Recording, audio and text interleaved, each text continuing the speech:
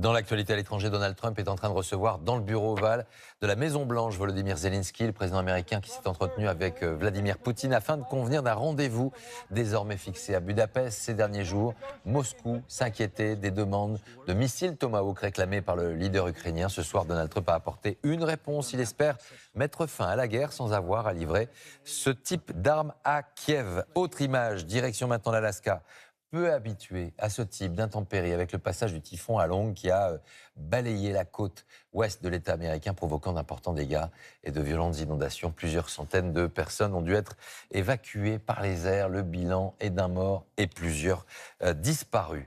Quand un paisible safari aurait pu tourner au drame dans le delta de l'Okavango, des touristes ont été violemment attaqués par un éléphant. Un accident au Botswana, après d'autres, qui rappellent la fragile frontière qui sépare les dangers de la savane africaine et la volonté d'émerveillement des touristes qui ont tendance à privilégier leur prochain poste sur les réseaux sociaux plutôt que les règles de prudence. Nicolas Bertrand, Kylian Le Bouquin avec Fabien Fougère.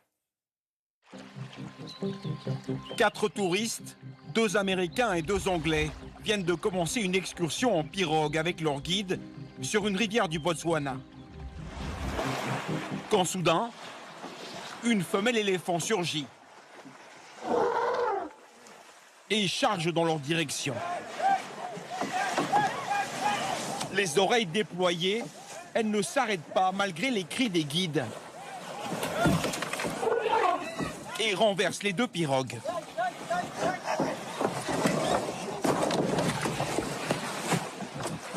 Terrorisé, Larry Unrein est en train de filmer. Il se retrouve dans l'eau comme les autres.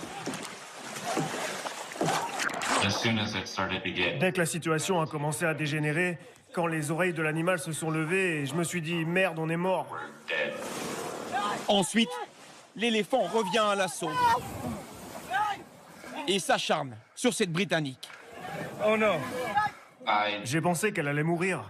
C'est pour ça que j'ai arrêté de filmer.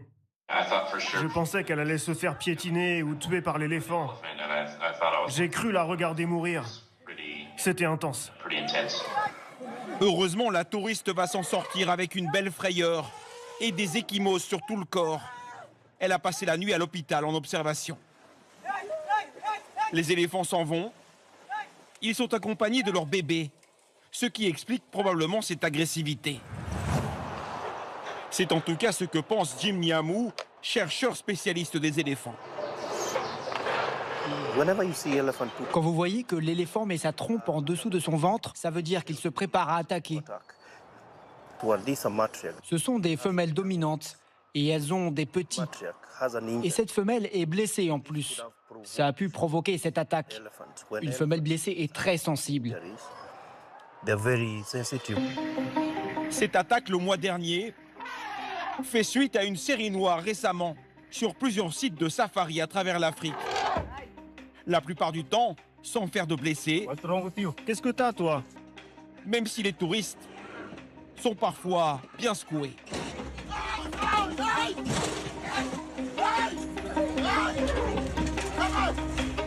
Il y a 2 attaques mortelles d'éléphants par an en moyenne lors de safaris. Comme ici en Zambie, où une Américaine de 79 ans a trouvé la mort. Parfois, les visiteurs sont coupables de comportements imbéciles, comme cet Espagnol qui verse de la bière dans la trompe d'un éléphant au Kenya. L'éléphant reste un animal sauvage, imprévisible lorsqu'il se sent menacé. Les safaris, même très encadrés, ne sont jamais totalement sans risque.